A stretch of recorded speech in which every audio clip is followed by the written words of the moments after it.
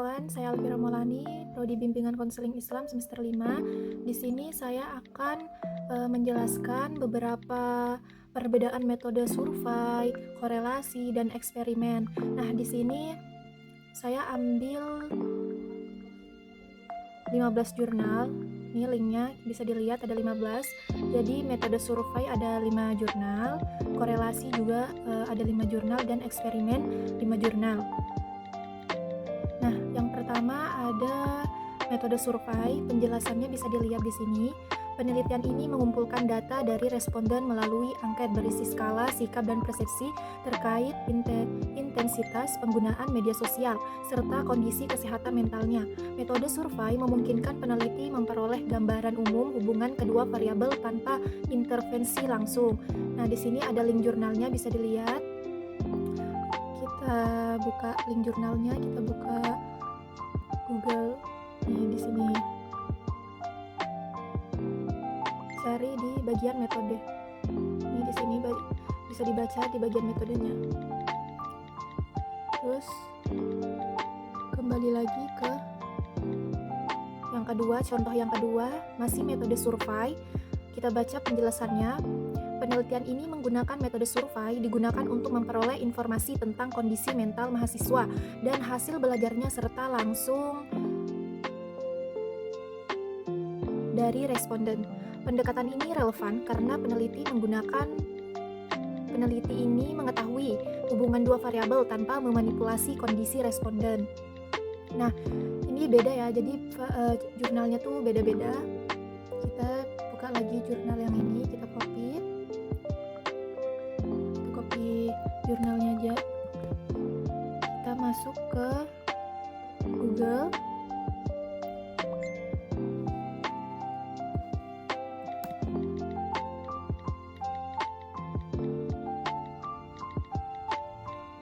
Jurnalnya error. Kita coba pakai Google Scholar.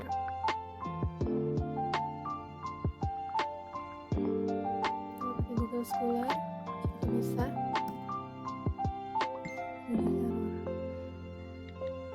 Intinya dia tuh ada jurnalnya, kalian bisa cek sendiri.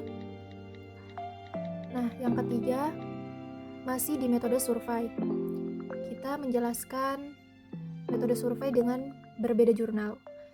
Nah, yang ketiga ini penjelasannya adalah penelitian ini menggunakan metode survei digunakan untuk mengukur sejauh mana penggunaan media sosial atau frekuensi, durasi, jenis platform memengaruhi kesehatan mental. Responden dewasa awal, pendekatan ini efektif untuk mengidentifikasi pola hubungan dan kekuatan pengaruh antar variabel. Nah, di sini ada link jurnalnya, bisa dilihat. Tapi kalian bisa copy di sini.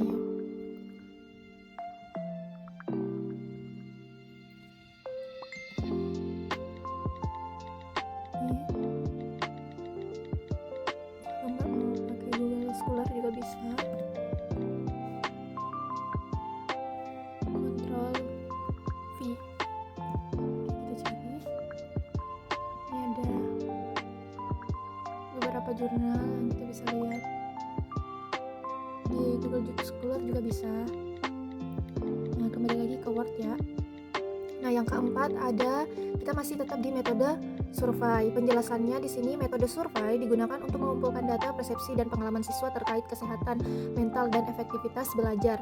Data dikumpulkan serentak lalu dianalisis dengan korelasi dan uji menggunakan SPSS untuk menguji pengaruh antar variabel. Di sini ada link jurnalnya, jurnal Arikesi.id.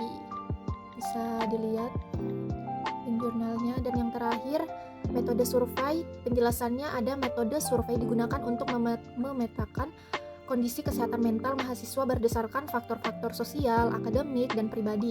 Survei dipilih karena memungkinkan peneliti menjangkau banyak responden dengan efisien dan menggambarkan kondisi faktual populasi penelitian. Di sini kita pakai jurnal, contoh jurnal UIN Malang. Nah, kalian bisa cari di Google Scholar atau di luar Google Scholar juga bisa. Kalian copy aja ini linknya. Selanjutnya di sini kita memasuki metode korelasi. Di sini ada beberapa jurnal juga, contoh jurnal yang saya ambil buat jadi perbedaan. Jadi di sini jurnalnya beda-beda. Di sini sekarang kita masuk ke metode korelasi dan penjelasannya bisa dilihat di sini ada 5 jurnalnya, link jurnalnya juga ada 5. Nah, yang pertama metode korelasi. Kita menjelaskan ini kita ambil dari jurnal Raden Fata. Penelitian ini menggunakan metode korelasi untuk melihat hubungan antara tingkat keyakinan diri dengan perilaku prokrastinasi akademik pada mahasiswa.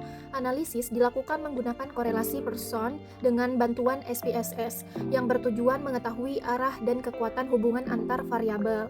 Nah, bisa dilihat di sini link jurnalnya. Kalian bisa cari di Google Scholar atau di luar Google Scholar juga bisa. Ini jurnal saya ambil dari jurnal Raden Fata.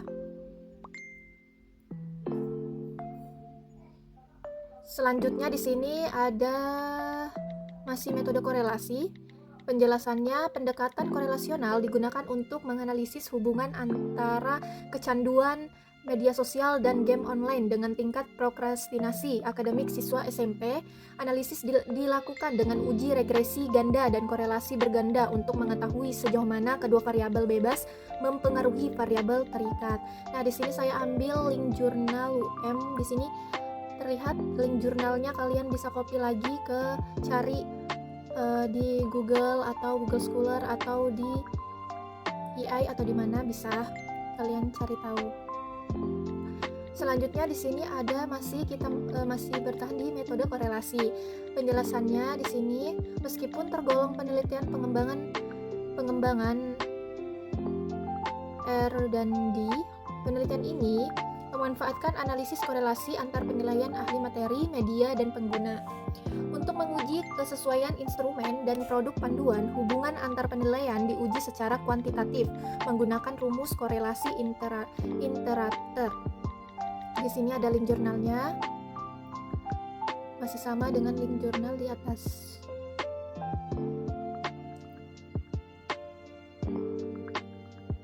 Terus selanjutnya ada metode korelasi. Masih di metode korelasi. Di sini penjelasannya, metode korelasi digunakan untuk mengetahui hubungan negatif antara prokrastinasi akademik dan hasil belajar. Penelitian ini menegaskan bahwa semakin tinggi prokrastinasi, semakin rendah hasil belajar. Uji korelasi dilakukan dengan SPSS menggunakan nilai SIG 0,05 untuk membuktikan pengaruh signifikan antar variabel. Di sini link jurnalnya seperti di atas, bisa dicari di Google Scholar ataupun di tempat lain. Dan yang terakhir, metode korelasi. Penjelasannya di sini, penelitian ini bertujuan mengetahui hubungan simultan antara kemandirian, belajar, dan kedisiplinan dengan tingkat prokrastinasi akademik. Data dikumpulkan melalui kuesioner dan dianalisis menggunakan korelasi ganda untuk mengukur kekuatan hubungan antara dua variabel bebas dengan satu. Nah, di sini saya mengambil jurnal, contoh jurnal Unsika. Bisa dicari ya link jurnalnya. Di sini saya sudah cantumkan. Kalian bisa copy, cari. Selanjutnya, di sini yang terakhir ada metode eksperimen serta penjelasannya. Di sini saya ambil 5 juga seperti di atas. Eksperimen ini penjelasannya, dan saya ambil contoh 5 jurnal untuk jadi perbedaan. Nah, yang pertama bisa dilihat metode eksperimen dan penjelasannya. Penelitian ini menguji efektivitas konseling kelompok berbasis kognitif information processing terhadap kemampuan pengambilan keputusan karir siswa jurusan bahasa. Subjek penelitian sebanyak 28 siswa. Sebelum intervensi, siswa diberikan pretest untuk mengukur kemampuan awal, kemudian diberikan treatment berupa sesi konseling kelompok, dan selanjutnya diukur kembali melalui post-test. Di sini bisa dilihat link jurnalnya, saya ambil jurnal psikologi. Nah, dalam jurnal ini saya ambil penjelasan ini dalam jurnal ini. Bisa dicari di Google Scholar ataupun di mana saja. Terus selanjutnya masih bertahan di metode eksperimen. Penelitian menggunakan instrumen angket skala Likert untuk mengukur dua variabel kesehatan mental atau X dan efektivitas belajar atau Y. Pengambilan sampel menggunakan random sampling pada 200 siswa dari total populasi 403 siswa. Di sini saya ambil jurnal. Di sini bisa dilihat jurnal indeks. Ini besar artikel ya, bisa jurnal artikel. Selanjutnya di sini ada eksperimen, masih metode eksperimen. Penjelasannya, penelitian dilakukan pada 116 mahasiswa dengan menyebarkan kuesioner daring. 2 variabel rasa syukur dan kesehatan mental diukur dengan skala psikologis. Analisis data menggunakan person product moment correlation. Penjelasan ini saya ambil dari link jurnal ini, jurnal Uni Psikologi artikel view 51548. Nah, selanjutnya di sini masih metode eksperimen. Penelitian dilakukan pada siswa SMA kelas 11 di kota Sawah Lunto menggunakan simple random sampling. Data dikumpulkan melalui skala Likert pada dua variabel, determinasi diri dan pengambilan keputusan karir. Analisis data menggunakan uji korelasi produk momen.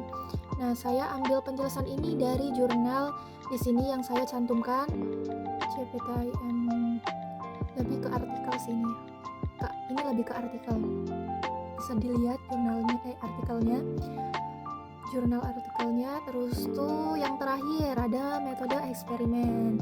Nah, yang terakhir ini menjelaskan tentang penelitian ini menggunakan multi-stage cluster random sampling dengan 304 siswa SMKN sebagai sampel. Data dikumpulkan melalui 3 skala, dukungan keluarga, efikasi diri, dan pengambilan keputusan karir. Analisis dilakukan menggunakan SPSS versi 26 dengan regresi berganda untuk menguji pengaruh parsial dan simultan antar variabel. Nah, saya ambil penjelasan ini dari jurnal link yang sudah saya cantumkan di sini, ulilal.babin.id. Nah, bisa dicari di Google ataupun di luar Google Scholar. Ini link jurnalnya. Nah, dari beberapa penjelasan yang sudah saya sampaikan, perbedaan antara eksperimen, korelasi, dan survei. Nah, di sini metode-metodenya ada 3. Nah, saya sudah menyampaikan beberapa perbedaan-perbedaan yang bisa kita pahami bersama. Di sini saya sudah cantumkan kan beberapa jurnal yang saya ambil untuk dijadikan perbedaan antara 3 metode tersebut. Mungkin itu saja yang sempat saya sampaikan, kurang lebihnya mohon dimaafkan karena saya masih proses belajar. Assalamualaikum warahmatullahi wabarakatuh.